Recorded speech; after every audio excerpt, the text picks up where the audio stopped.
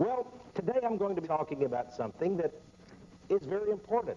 And you know, this is something that certainly is spiritual because it has spiritual ramifications, and yet there is physical evidence for me to point to. It's a fascinating subject. It's fascinating, I believe, because it proves what the Bible says is 100% correct. Now, I have been interested as I've traveled around the United States and Canada in what I call, and what I'm going to be writing about, in fact, in the future, so be looking for the book, the temples of the Illuminati. The temples of the Illuminati. Now, imagine, if you will, this evil, shrewd, calculating being named Satan, or Lucifer. And he has been given, for a short time, great power on this planet. Now, it is circumscribed. It is held in check by God. And the devil can do almost anything to anyone except God's people. He's given great rights and privileges with this, we might say, contract with God.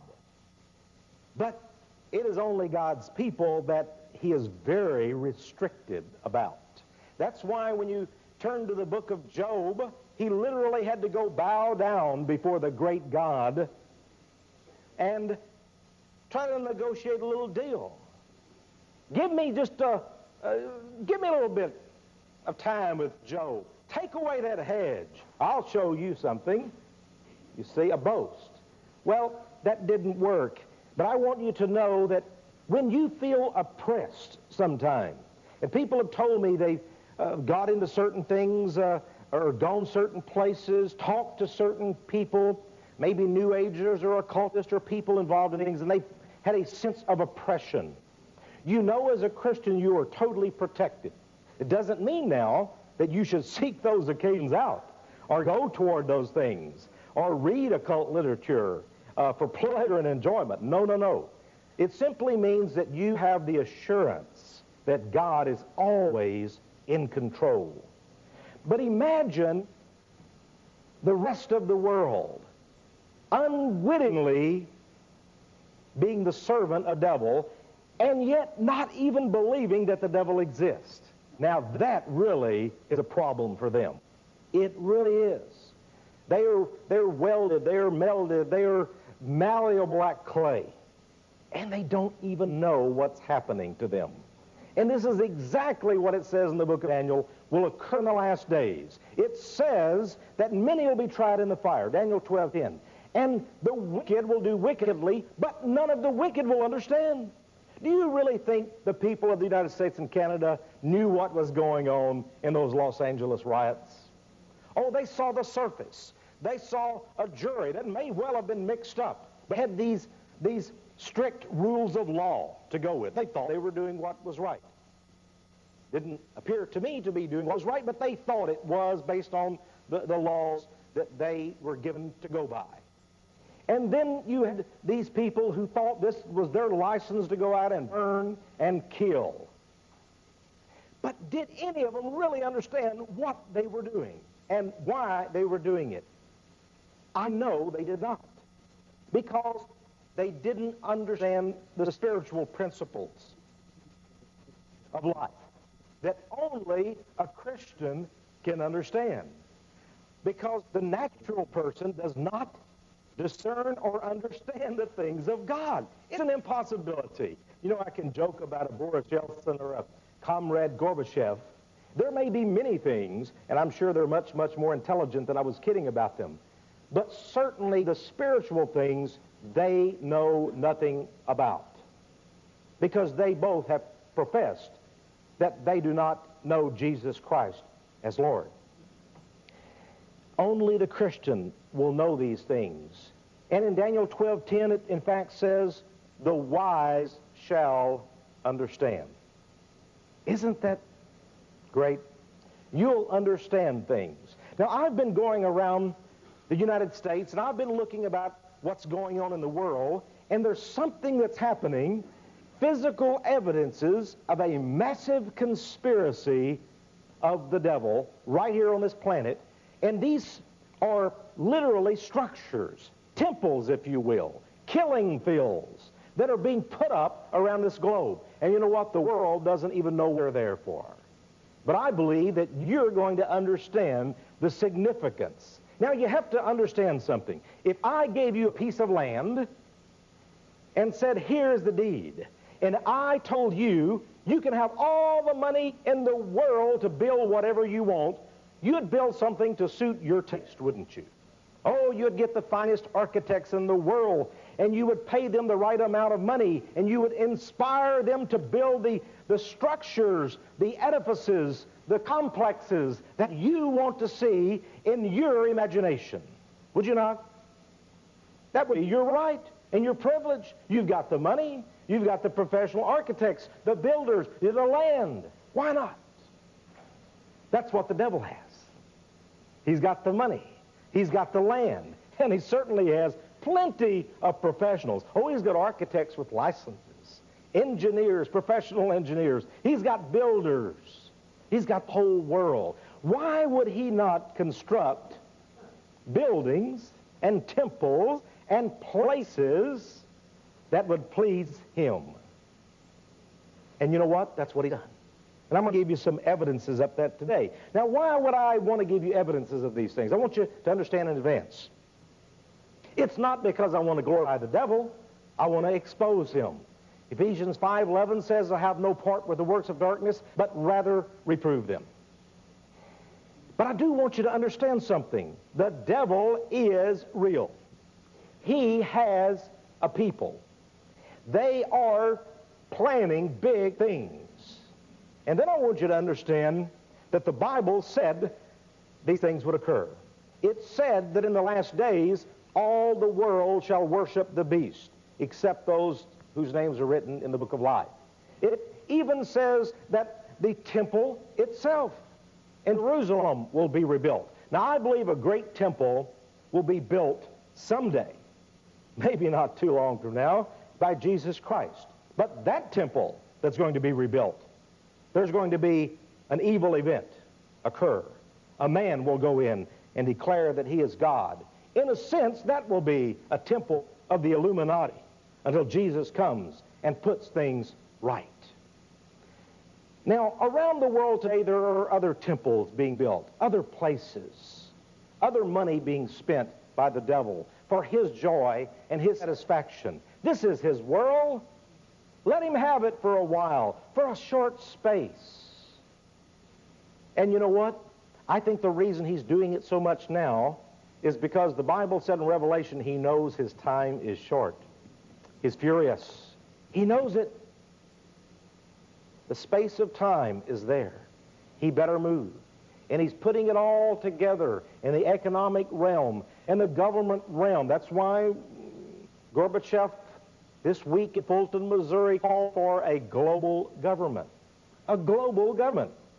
Now, if you read about the fact that Bible prophecy, if you read Midnight Call 5 years ago, and if somebody like Arno Froza had said, someday, world leaders will all call en masse for a global government, you could have given that issue of Midnight Call, and I'm sure Arno had those issues, to your next-door neighbor to say, oh, man, this guy's a wacko.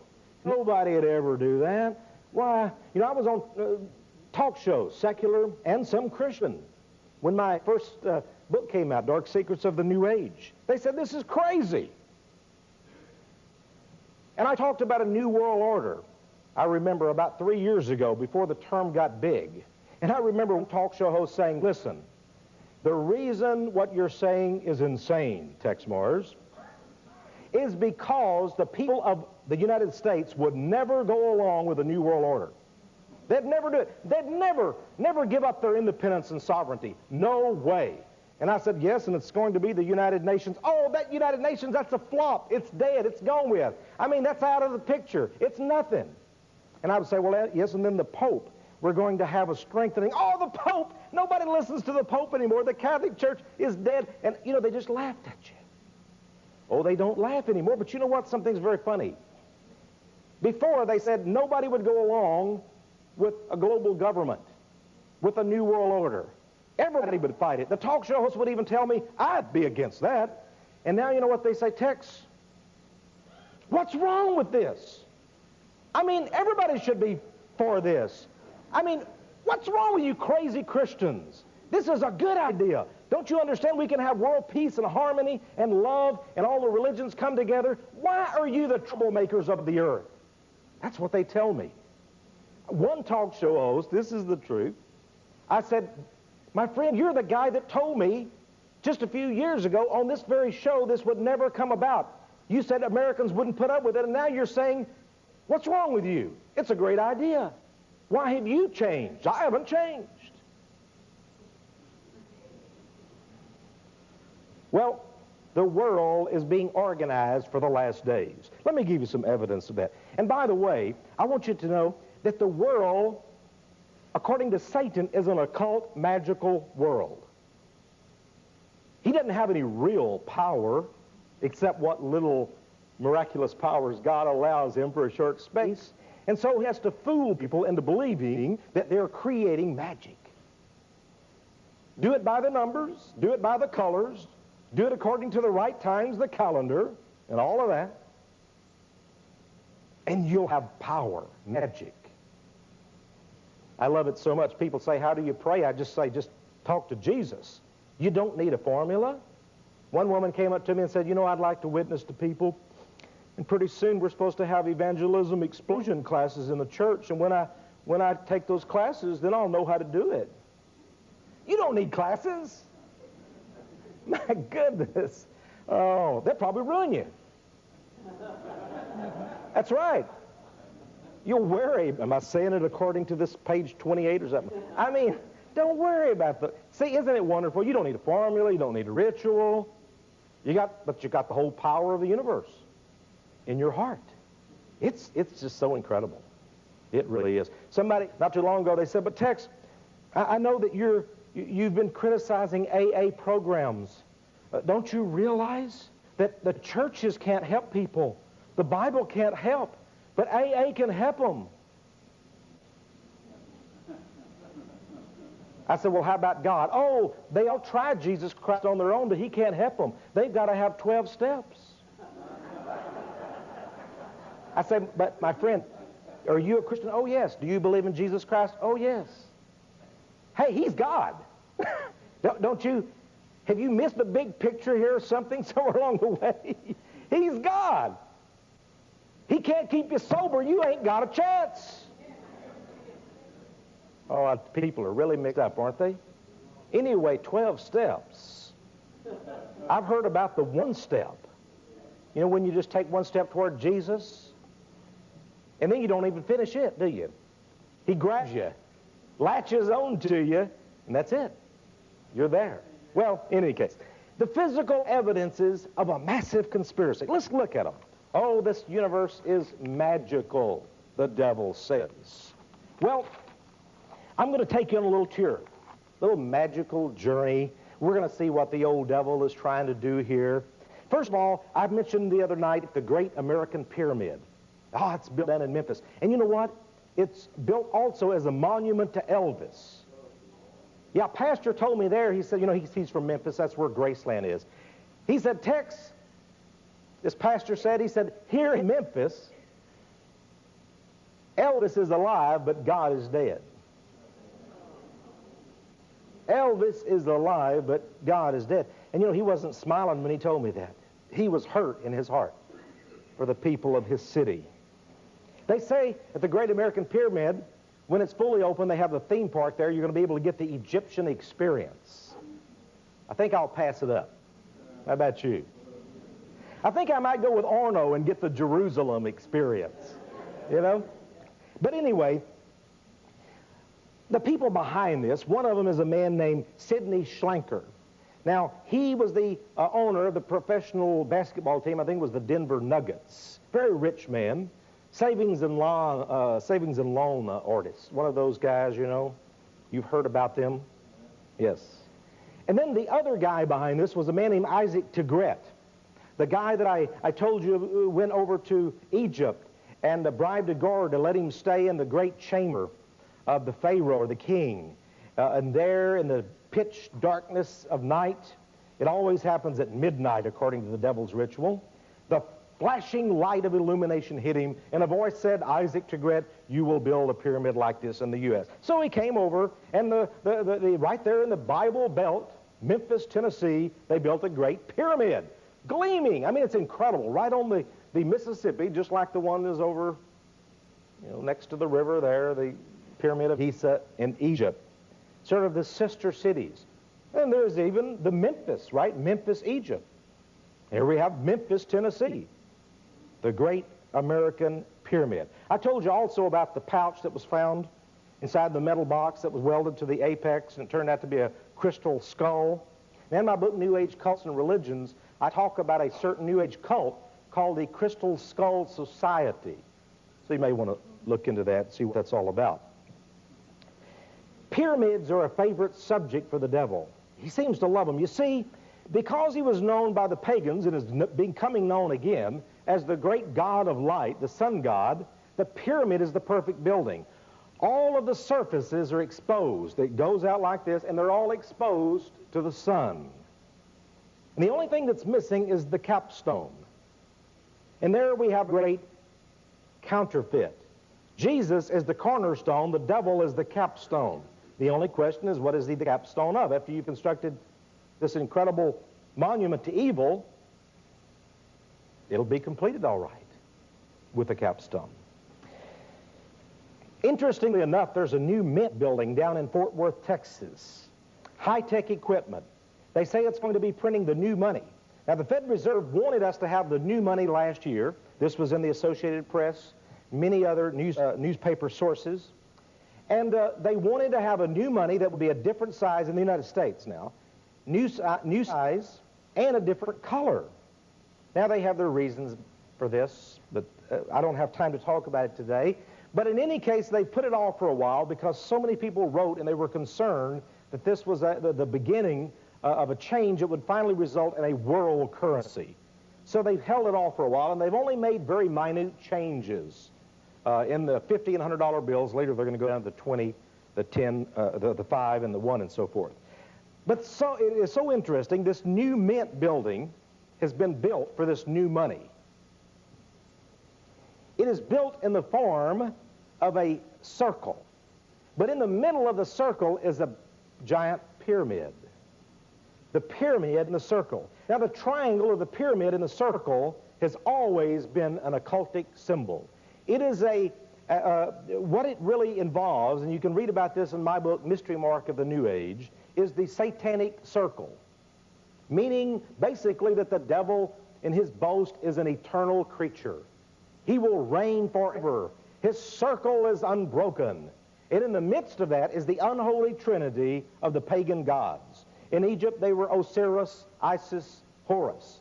Horus is the nice fella or spirit that you see depicted on the dollar bill. The all-seeing eye, that was Horus, the sun. He really is the Antichrist. He symbolizes the sun, S-O-N, as well as the sun, S-U-N. Horus, the warlord. The sun, the Christ figure of occultism. That's what it's all about. So we have the new mint. Now, in Kalamazoo, Michigan, see, we're just traveling here. Kalamazoo, Michigan, there's a very interesting building. A man named John G. Fetzer spent $154 million. Money that Arno Frosa could have used to great effect in midnight call ministries. Maybe even a percentage of that. Isn't it amazing how much money the devil has? They say in Jimmy Swiggert's biggest year, $150 million. But John Fetzer just takes $154 million and says, whoop, here it is. And they built this incredible triangle-shaped building for the devil, really, in Kalamazoo. Now, it is the headquarters of New Age holistic health research. Fetzer says that he wants to establish a research center where the greatest minds in the world could find out how the human mind can tap into the energy powers that are out there, the force. They tell me, I have not counted them, but a gentleman told me that he read in a local newspaper there that I am sure simply by coincidence, it has nothing to do with the devil, but there are exactly 666 windows on the exterior of that building. I do know I have pictures of the huge crystal that sits right in the very middle of that triangle building. John Fetzer, by the way, owned the Detroit Tigers baseball team. He's a communications baron, one of the pioneers of the communications industry, a very, very dedicated New Age believer. My friends, they have the money of this planet. But we're not finished. Let's run over to Paris. Let's fly over to Paris. Now, I was in Europe some years ago, and I visited the Louvre Museum. Have any of you visited the Louvre? Did you hold up your hands, the Louvre? Okay, several. There, if you'll remember, were some of the greatest paintings in the world. I mean, the Mona Lisa, Michelangelo's work. I mean, it's just incredible what you will find in that museum. Now, it's an old, ornate museum, sort of Louis XIV style. But why would suddenly they decide that right in the front of the building, in fact, it is the sort of the entrance, they would construct a huge crystal glass pyramid? Egyptian. You have to go through it. And by the way, it is a Freemason exhibit hall. That's what Francois Mitterrand, the president of France, decided to build with the taxpayers' money. This huge Masonic exhibit hall that's in the shape of a pyramid. Now, for some strange reason, the architect just made it with 666 triangle-shaped panes of glass. Totally, a coincidence. There it sits. You want to visit the Louvre Museum, as millions do each year? Okay, go through this pyramid. I guess you'll get the powers as you go through. Maybe you'll appreciate the art better. I don't know. As you walk through this giant pyramid. Isn't that amazing? Doesn't it sort of pique your interest? Is that the reason why Francois Mitterrand, a man who has his hands on the button, he could probably kill half the United States if he had a mind to, because they have the nuclear submarines and such, the striking force of the French military. He goes, however, once each year to a special place, to a sacred mountain there in France. And he sits lotus-legged, like the Hindu gurus, and he beats with sticks to conjure up the spirits of the earth. Now, I document this in my book, Millennium. Can you imagine? I mean, when we see him on TV, he has a nice suit. He's standing there with the G7, the Canadian Prime Minister, and Bush, and, the Prime Minister from Japan. They all look so distinguished. Can you imagine this man sitting like a Hindu guru beating sticks on top of a sacred mountain to conjure up the spirits? But he does. Oh, this world is much stranger than you and I can imagine, unless you've read Bible prophecy. Then you know it's strange. But there are answers for these strange things if you read Bible prophecy. Well, pyramids, very interesting. We're going to be offering a book in our ministry in a couple of months, maybe July, I think it is, from a man who's done much research, very documented, showing the connections of the Jehovah's Witnesses to Freemasonry. Interestingly enough, Mr. Russell, who founded the Jehovah's Witnesses, was very big on pyramids. In fact, his tomb is shaped like a pyramid. I wonder if there's any connection with the fact that the Jehovah's Witnesses say that Jesus really was just Michael the Archangel. Think there could be a connection with the pyramid philosophy and those kinds of doctrines? You remember J.Z. Knight, the housewife in Seattle? She talked to Ramtha, the 35,000-year-old man, and everybody from Linda Evans, the Crystal on Dynasty and all of that, believed in her. Ramtha spoke through her, you know, and he told everybody they were a god. He even said, in Lucifer lies divinity. Very mixed up spirit. Probably very senile in his 35,000 years. I don't know. But in any case, she said that Ramtha first came to her when she and her husband had learned about pyramid powers, and they began to make cardboard pyramids and place them around their house. And it was at that moment, and you know, I don't believe a lot of what J.Z. Knight says, but she said it was at that moment that suddenly this spirit appeared and said, I'm the warrior, Ramtha. And I'll tell you what, if you want to go ahead and believe in this kind of stuff, the devil would like you to, pyramid powers, and make little cardboard pyramids, put them around your house, I bet he might just come to you too. I was on an aircraft, did a trip, and it was really one of the enlightening, I was illuminated on this aircraft trip because I sit next to an elementary school art teacher. This is honestly the truth. I had my Bible with me. I had not read the Bible, I just had it with me, and she noticed it. And that just made her go off into a rampage. I had flown to Los Angeles to be on a television program when I was flying home. I think it was about there were only two trips that I can remember that Wanda hasn't gone with me, of all of our dozens and dozens and dozens of trips. Each time, God sent the strangest people to sit by me. This lady was an elementary school teacher, and she saw this Bible, and she said, are you a Christian? I said, yes. Thought I would have a chance to witness. And she said, well, I hope you're not like Billy Graham and Jerry Falwell. Well, see, they only know two people, these New Agers. They have never heard of anybody else, just Jerry Falwell and Billy Graham. At least that was a few years ago. And I said, well, what do you mean? She says, well, I'll tell you this. She said, if those two are going to be in heaven, I'd much rather be in hell. And I said, well, are you a Christian? She said, I'm what you would call New Age. And I said, how interesting. I said, I've written a book on the New Age. She said, really?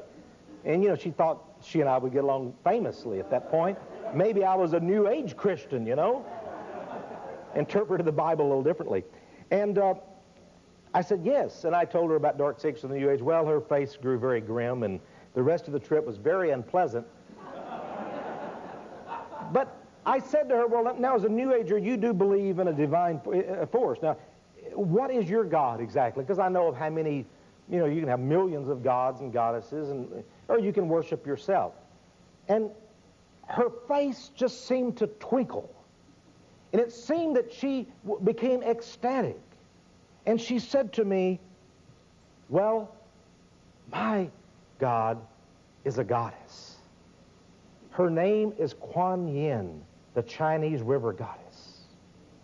And I said, do you pray or meditate to this divine being? She said, yes, I meditate and I visualize all the time. And then she says, now Kuan Yin has not yet appeared to me, but I'm praying that she will. And again, I didn't fully have the presence of mind, although I did witness to her. My response to her should have been at that time, Kuan Yin will appear. You can count on it. She'll appear. You keep visualizing her, meditating, invoking her name. She'll come. Or I should say, something looking like Kuan Yin will come into your life. The real problem is, will she ever leave? Well, pyramids.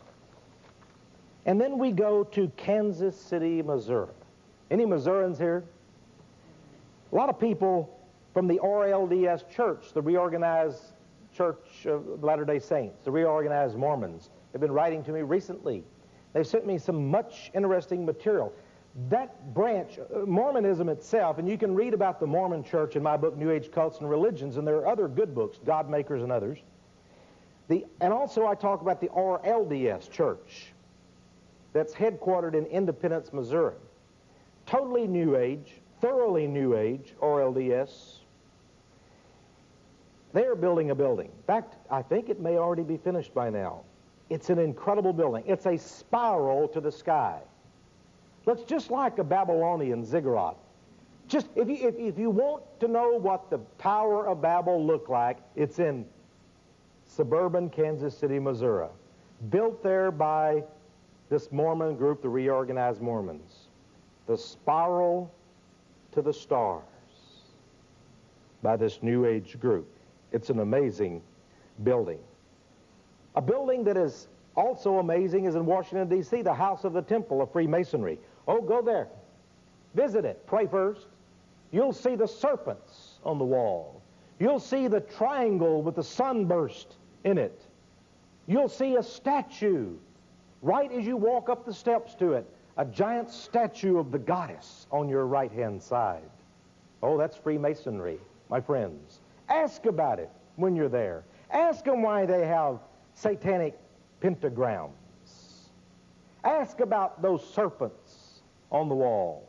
Ask them about the sun signs that they have. What does it all mean? Maybe they'll tell you, and maybe they won't. You know, if you want to know of a place that has evidence, physical evidence of the devil's handiwork, you might go to the moon. You remember the Apollo moonshot? When those astronauts landed on the moon? Hey, it wasn't called Apollo for nothing. Excuse my Texan. Oh, no. You see, Apollo was the great sun god of the Greeks. Now, the Bible says that one of the names, in Revelation you learn, that one of the names for the devil is what? Apollyon. Oh, yes. That is a combination of Apollo and the Egyptian god On, or Osiris. So Apollyon. It's all the same sun god by various names. Apollo. By the way, I showed you a book the other night about Solar Man. The man who's the director of the World Federalists, he's wrote a book called Solar Man. We're going into the solar age. Man will become divine. We'll have a world government, etc. That was published by Apollo Books. The other night I saw an interesting program on PBS called The Art of the Third Reich. Did you know that Hitler, as you know, had his own architect, Speer, and he had others as well, and they had designed entire cities. When they took over the world, basically, they were going to have these incredible monumental edifices, these cities, I mean, incredible buildings and thoroughfares and new highways. It was going to be massive and magnificent. And you know, there in Nuremberg, it was going to be the capital. And he had designed the very focal center. What would it be? Would it be some kind of an image of the Aryan race, the Teutonic race, some German great, maybe, you know, Frederick the Great or whatever? Oh, no. It was going to be a statue of Apollo. Apollo, the sun god. Oh, the devil always is the same, isn't he? You know, he really can't change. That old fella, his fate is sealed, my friend. He stays the same no matter how much he convinces the lost that he's changing, that the evolution process itself. He stays the same old devil or dragon or serpent. But what happened in that moonshot was that astronaut Buzz Aldrin put something there. He had a Masonic ring, and he had a little Masonic ceremony there. Oh, you didn't see it on TV, did you? You see, C. Fred Kleineck, 33rd degree Mason, and Sovereign Grand Commander of Freemasonry, was head of NASA. And what they deposited there was a little flag. We thought they were claiming the moon for the planet Earth, or for the United States, but he put, because he was a Mason himself, a small flag that has the image of the double-headed eagle of Freemasonry. That double-headed eagle is also the heraldry emblem of the House of Habsburg. And interestingly enough, I read Midnight Call magazine. I think it was this month or last month, or no, May issue. Oh, Boris Yeltsin. There he is considering, and I think they will, bring back the dynasty emblem of the czars. And what is it? Why? The double-headed eagle. Why double-headed? Oh, my friends, the devil just doesn't look one way. He's two-faced. He's two-faced. And we can talk more about what the meaning is of the double-headed eagle. But what it really is, if you want to know, is study the martial arts and you'll see the yin-yang sign. Light and dark. The devil says that he is going to reconcile both the light and the dark and bring it all together as one. He is going to make heaven into hell and hell into heaven and become king of all. Well, it's idle boast. But that's why they have the double-headed eagle. God is symbolized in the Bible as an eagle in some instances. So the devil says, I'm the eagle, the double-headed eagle, and I'm going to have both heaven and hell someday. There you have the double-headed eagle of Freemasonry. Well, I think all of these things are amazing, but the most amazing thing to me occurred, and I'm going to have to move very fast, but I want you to know that it occurred in Nashville, Tennessee. Now, I mentioned this in passing when I spoke at the church this last Sunday. I know this had to be God leading me and Wanda to be there. I did not realize when I went to Nashville about a year and a half ago that they had something there that was so occultic that it boggled my imagination. That is the capital, you might say, of the Southern Baptist denomination. That's where they have their headquarters in Nashville. I called up the folks at the Southern Baptist Convention, and what I'm going to tell you is something that they really could care less about. They knew nothing about, they weren't concerned about it, but I understand that. That's the way the world is, my friend. They have there the Parthenon. It was built about 100 years ago when they had a centennial celebration. The Parthenon.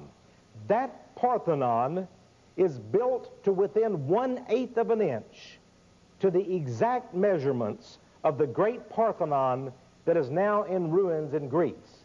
There they worshipped Apollo and Zeus, the devil. And there they worshiped Athena, the goddess.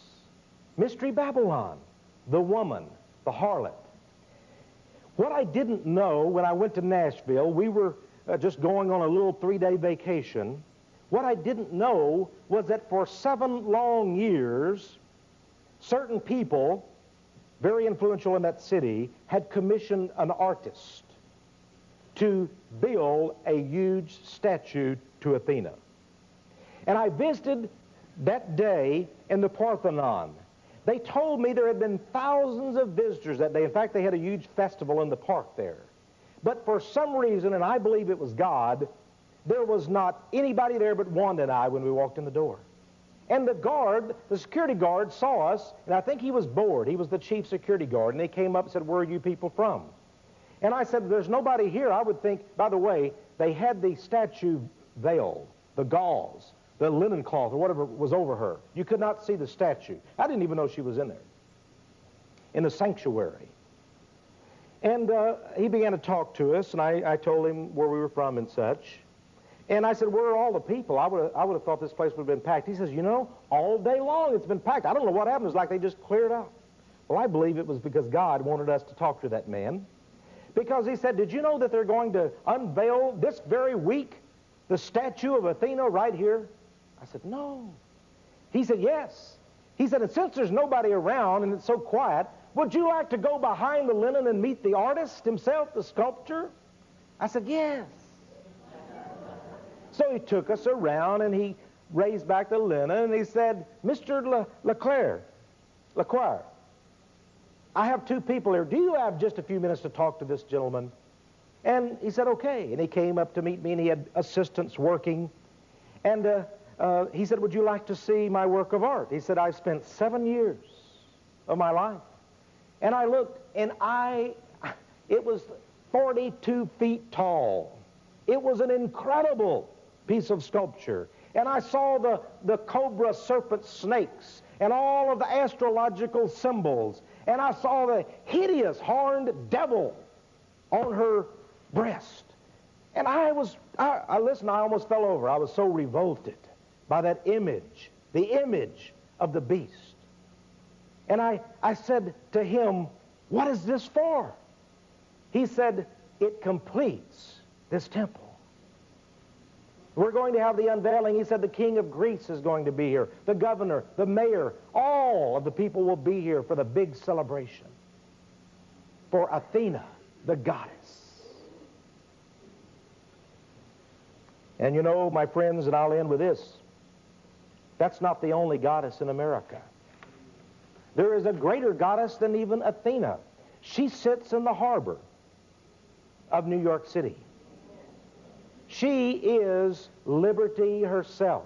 In fact, her formal title, she was sculpted by a man named Auguste, I think it is, Frederick Bartholdi, the Frenchman, a Mason. This was a Masonic gift to America. And Mr. Bartholdi entitled his work of art, "Liberty Enlightening the World." In her hand she has a torch, the light. She has the sun rays around her head. She is the mistress of Satan himself. Liberty enlightening the world. She is the goddess of America. And we worship that symbol of Freemasonry and paganism devoutly here in this country. I have a book, very interesting book, that talks about this, and I've read many others, but this one is very interesting because it has many ancient postcards and talks about the construction, and you can see so many various ways in which liberty has been depicted. And these are actual postcards that they've had. This was the Saturday Evening Post, for example, that had a cover of her, "Liberty Enlightening the World," put there by the Freemasons. And it says here in this book, doesn't make it big, this is not a Christian expose book, this is something, just for souvenir collectors. It says here that this statue symbolizes the Masonic credo, or motto, which says this, quote, "The great architect of the universe," not Jesus, by the way, but the great architect of the universe has given the sun, S-U-N, to the world to enlighten it and liberty to sustain it. Now I want to end with this. Jesus gave a promise to this world, to a wearied world, to a world that grows tired of travail and struggle. He said, "Come unto me, ye that are heavy laden, and I will give you rest." But the counterfeit is this statue, which is the greatest idol in America. And it has an inscription that says, "Come unto me, all ye huddled masses, yearning to breathe free. I lift my lamp beside the golden door." This is the devil offering the ultimate in freedom to the world. He says, "I will enlighten you." But we as Christians should always remember, does this shock you that we would have this statue and the true meaning of it? Does it mean that I'm not an American? My friends, I spent 20 years in the U.S. Air Force. I'm proud of what we have in our country. Democracy is the best system that man has ever devised. It is also the best that the devil has ever come up with. Because the ultimate is that man has the freedom to do as he or she will. And it is the very motto of Satanism. Do as thou wilt shall be the whole of the law. And I think as Christians we should keep in mind always the one who truly illuminates, the true light. What is his name? Jesus. We should always keep that in mind. None of these things should dismay us. None of these things should frighten us, for how could they frighten us? because we have the great God, the light of the world, in our very hearts. God bless you. What a great conference I've had. Thank you so much.